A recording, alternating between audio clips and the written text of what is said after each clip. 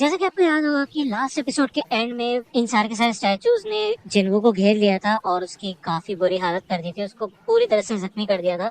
और एंड में मरने से पहले जिन्वो ने यही कहा था कि काश उसको एक मौका और मिल जाता, तो जिसके बाद उसके आगे कुछ डिस्प्ले टाइप दिखाया गया था हमें, और उस ऑफर को एक्सेप्ट करने के बाद एक विंडो खुली थी जिसमें लिखा था कि कांग्रेचुलेशन, अब तुम एक प्लेयर बन चुके हो।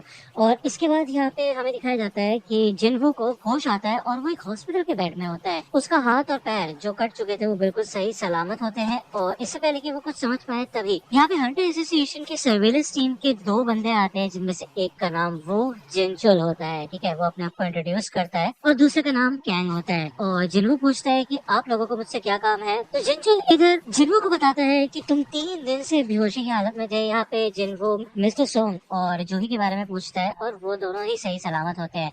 लेकिन मिस्टर सोंग ने अपना एक हाथ खो दिया है, जिस वजह से अब वो एक हंटर नहीं बन सकते और वो रिटायर हो चुके हैं। वही दूसरी बार अगर हम बात करें ली जूही की, तो वो ट्रॉमाटाइज हो चुके हैं बुरी तरह से, और अभी उनकी थेरेपी चल रही है। उनकी कंडीशन को देख के ऐसा लगता है कि अब वो फिर से हंटर नहीं बन पाएंगी। जिंचुल बताता है कि सिर्फ 6 लोग बचे उस डबल डंजन से जिससे तुम्हारा सामना हुआ था। एक हंटर की जॉब सच में काफी ज्यादा खतरनाक होती है, लेकिन फिर भी जब व्हाइट टाइगर गिल्ड वहाँ पे पहुंचे तो उन्हें उधर कोई भी डंजन नहीं मिला सिवाय तुम्हारे। रिपोर्ट्स के हिसाब से जो भी स्टैचूज की बात की गई थी, जो डेड बॉडीज की बात हुई थी, वैसा हमें वहाँ पे कुछ भी देखने को नहीं मिला। अगर रिपोर्ट्स में थोड़ी सी भी फेरबदल होती या फिर हमें किसी पे भी शक होता तो हम तुम्हारे ऊपर ही शक करते। इसका मतलब ये है कि तुम सभी लोगों ने एक ही चीज देखी और तुम में से कोई भी झूठ नहीं बोल रहा। लेकिन सम जिन्वो, तुम्हें फिर से अवेकनिंग महसूस हुई क्यों, है ना? तो अब जैसे कि मैंने आप लोगों को पहले भी एपिसोड में बता रखा है कि एक इंसान सिर्फ एक ही बार अवेकन हो सकता है और उसी समय उसके ताकत का पता चलता है कि वो कितना ताकतवर होगा, ठीक है, वो उस ताकत को बढ़ा नहीं सकता। लेकिन कुछ केसेस में ऐसा होता है कि एक इंसान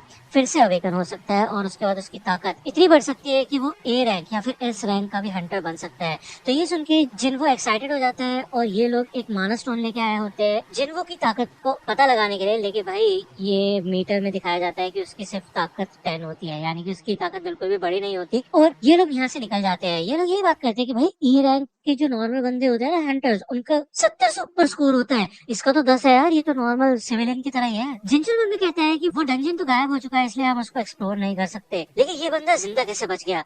भाई दूसरी बार जिन्वो देखता है कि उसके सामने एक डिस्प्ले होता है, फिर से एक विंडो टाइप खुली होती है, उसमें लिखा होता है कुछ मैसेजेस अनसीन है, ठीक है, उनको उसे पढ़ना है वो, लेकिन इसको टच नहीं कर पाता। उसको याद आता है कि ऐसा डिस्प्ले उसने पहले भी देख रखा है। इससे पहले कि वो कुछ कर पाए तभी उसकी सिस्टर जीना यहाँ पे आ जाती है और वो उसको काफी डांटती है कि वो अपना ध्यान नहीं रखता और वो हमेशा मुसीबत में फंस जाता है और लोगों की इतनी बात नहीं लगती जितनी उसकी लग जाती है। तो जीना यही कहती है कि अगर तुम सुधरोगे नहीं तो मैं स्कूल वगैरह छोड़ के खुद जॉब पे जाऊंगी, जिससे तुम्हें इस खतरनाक काम पे ना जाना पड़े, ठीक है ना, समझ गए ना? तो जिन्नू कहते हैं कि ये ठीक है मैं समझ गया, लेकिन तुम्हें ये चीज दिखाई दे रही है? तो जीना कहती क्या? तो ऐसा लगता है कि ये डिस्प्ले सिर्फ और सिर्फ जिन्नू को दिखाई दे रहा है और वो जीना से कुछ गेम्स के बारे में पूछता है, साथ ही साथ ये भी पूछता है कि मैसेजेस को ओपन कैसे करते हैं। तो यहाँ पे उस नोटिफिकेशन में लिखा होता है कि तुम एक प्लेयर बन चुके हो और डेली क्वेस्ट में आज तुम्हारा जो मिशन है वो है स्ट्रेंथ ट्रेनिंग, ठीक है। तो जीना समझ जाती है कि भाई जिन्नू ठीक ठाक है और अब उसे यहाँ से निकलना होगा। वो यहाँ से चली जाती है। जिन्नू के सामने यहाँ पे काफी सारी विंडोज खुल जाती है जिनमें लिखा होता है कि ये सिस्टम एक प्लेयर की डेवलपमेंट के लिए बनाया गया है, अगर तुम किसी मिशन को पूरा नहीं कर पाओगे तो तुम्हें पेनल्टी मिलेगी, इसके अलावा तुम्हें रिवॉर्ड्स भी मिल गए हैं। यहाँ पे कुछ गोल्स होते हैं जैसे कि 100 पुशअप, 100 सिटअप, 100 स्क्वाट्स और 10 किलोमीटर की रन। साइटमा की याद आ गई। एनीवे, अगर जिन्वो ऐसा नहीं करता तो उसको पेनल्टी भी देनी पड़ सकती है और यहाँ पे एक टाइमर भी चल रहा होता है। जिन्वो शुरुआत में इसको इग्नोर कर देता है। वही दूसरी ओर जिनचुल चेयरमैन गो से बात करता है और बताता है कि ऐसा लगता है कि जिन्वो की कोई सेकंड अवेकनिंग नहीं हुई है। तो चेयरमैन को ये कहते हैं कि हम खुशकिस्मत है कि डंजन ब्रेक नहीं हुआ और ये पिछले केस की तरह नहीं है, तो हम इसको स्पेशल केस में डाल सकते हैं, ठीक है। दूसरी ओर हमें जोंगिन का सीन दिखाया जाता है और वो ये कहता है कि मिस चा, मैं चाहता हूँ कि तुम अगली बी रैंक की रेड में एक इंस्ट्रक्टर के तौर पे पार्टिसिपेट करो। तो चा ये कहती है कि वो एक इंस्ट्रक्टर नहीं बन सकती, उसे ये सब नहीं आता है। तो जोंगिन कहता है कि इस रेड की मदद से हम जो नए रिक्रूट्स है उनकी प्रैक्टिस कराएंगे और उनके टेस्ट की तरह होगा ये सब कुछ, ठीक है ना। तुम्हें चिंता करने की कोई जरूरत नहीं है, नॉर्मली जैसे तुम लड़ती हो वैसे तुम्हें लड़ना है, वो लोग बस तुम्हें देख के सीख लेंगे, ठीक है ना। मुझे पता है तुम काफी ज्यादा टैलेंटेड हो। हंटर गिल्ड इस कंट्री के 5 सबसे बड़े गिल्ड में से एक है, लेकिन अगर इंटरनेशनल लेवल पे देखा जाए तो हम किसी इंडिविजुअल की पावर को नहीं बढ़ा सकते है कि नहीं, लेकिन उनके एक्सपीरियंस को बढ़ा सकते हैं और जब वो समय आएगा तो हम उसके लिए तैयार रहेंगे।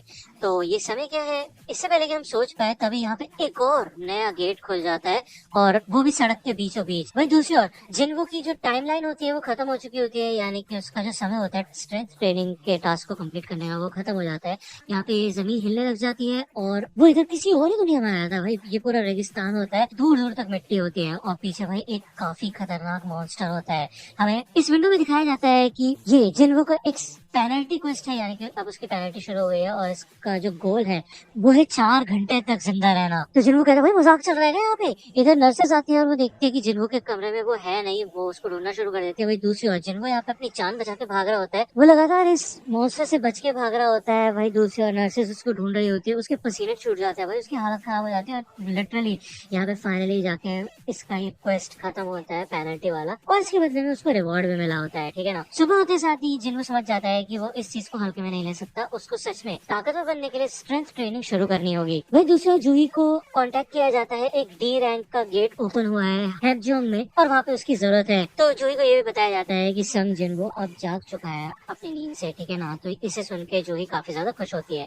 वो फ्लावर्स लेके हॉस्पिटल पहुंचती है जिन्वो से मिलने के लिए, लेकिन यहाँ पे कुछ नर्सेस देख रही होती है कि जिन्वो पूरी तरह से भाई लगा हुआ होता है प्रैक्टिस करने में, अपने आप को स्ट्रॉन्ग बनाने में, और वो भागने में लगा हुआ होता है, ठीक है। 4 दिन हो गए उसको डिस्चार्ज हुए हुए और वो अपनी पूरी ताकत लगा रहा होता है इधर। उसे एक चीज ये समझ आ चुकी होती है कि ये विंडोज एकदम असली है और उसके खुद के स्टैट्स को दिखाती है। उसको 3 अलग अलग टाइप के रिवॉर्ड्स मिलते हैं। पहला है फुल रिकवरी, जिसको बोलते साथ ही वो पूरी तरह से एकदम ठीक हो जाता है, उसकी सारी थकान उतर जाती है, ठीक है, एक तरीके से फिर से रिचार्ज हो जाता है। दूसरी चीज है एबिलिटी पॉइंट्स। इन पॉइंट्स को वो अपने हिसाब से बांट सकता है और वो ज्यादातर पॉइंट्स स्ट्रेंथ पे लगा रहा है, जिससे कि वो और ज्यादा ताकतवर बन पाए। इसके अलावा एंड में उसे एक रैंडम रिवॉर्ड बॉक्स मिलता है। अक्सर उसे नॉर्मल बैंडेजेस वगैरह ही मिल रही थी, लेकिन आज उसको एक चाबी मिलती है। इस चाबी की मदद से वो एक इंस्टेंस डंजन में जा सकता है, टेलीपोर्ट कर सकता है, जो कि हैपजोंग सबवे स्टेशन के एग्जिट नंबर 3 पे है, ठीक है ना। तो ये सब भी उसके प्रैक्टिस के लिए है, जिससे कि वो और भी ज्यादा ताकतवर बन सके। यहाँ पे न्यूज में बताया जाता है कि नए डी रैंक के गेट्स ओपन हुए हैं इन लोकेशंस के ऊपर, और एक सी रैंक का गेट भी ओपन हुआ है अपर ईस्ट एरिया में। यहाँ पे जिन्वो अपनी मॉम से मिलने आता है और हमें एक फ्लैशबैक दिखाया जाता है जब जिन्वो की मॉम उठ नहीं रही होती है और जिन्वो और जिना दोनों के दोनों काफी ज्यादा परेशान हो जाते हैं और उनको हॉस्पिटल लेके आते हैं।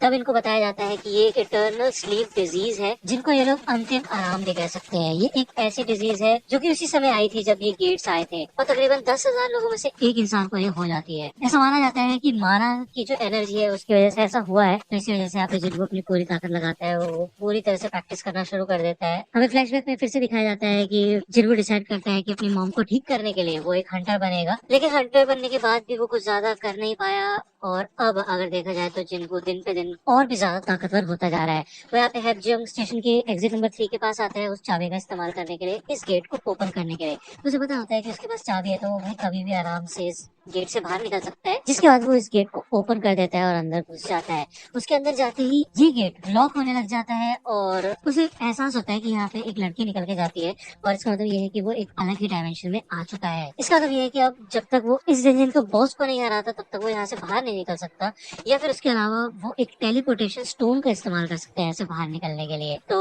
वही सोचते हैं कि उसने आज से पहले तो कभी अकेले किसी डंजन में किसी बॉस को हराना तो दूर, नॉर्मल बीस को नहीं हराया, तो वो करेगा क्या। तभी उसके सामने यहाँ पे 3 गॉब्लिन्स आ जाते हैं और वो याद करते हैं कि पहले गॉब्लिन्स ने उसकी बहुत वाट लगाई है, लेकिन यहाँ पे अब वो उनसे लड़ने की कोशिश करता है। थोड़ा पिटने पिटाने के बाद वो इन गॉब्लिन्स को मारना शुरू करता है और तीनों के तीनों को खत्म कर देता है। उसे समझ आ जाता है कि वो काफी ज्यादा ताकतवर हो चुका है। तभी पीछे से एक वुल्फ टाइप का बीस्ट आता है, जिसके दांत भाई लोहे के बने हुए होते हैं। वो यहाँ पे जिन्वो का जो नाइफ होता है वो भी काट देता है। उसके पैर भी नहीं हिल रहे होते, उसे काफी ज्यादा डर लग रहा होता है। उसे समझ नहीं आता कि अब वो क्या करे। ये वुल्फ जिन्वो के गाल पे खरोच भी मार देता है और जिन्वो को याद आता है कि उसके पास कोई हीलर नहीं है, तो उससे यहाँ पे अपने आप को संभाल के रखना होगा, नहीं तो उसका खेल खत्म हो जाएगा, ठीक है। ये वुल्फ यहाँ पे आगे बढ़ते हैं जिन्वो के ऊपर हमला करने के लिए, और ये एपिसोड यहीं पे खत्म होता है। अगर आपको ये वीडियो पसंद आई तो लाइक करना, सब्सक्राइब कर लो अगर चैनल पे नए हो तो। मिलता हूँ आपसे अगली वीडियो में, तब तक के लिए गुड बाय।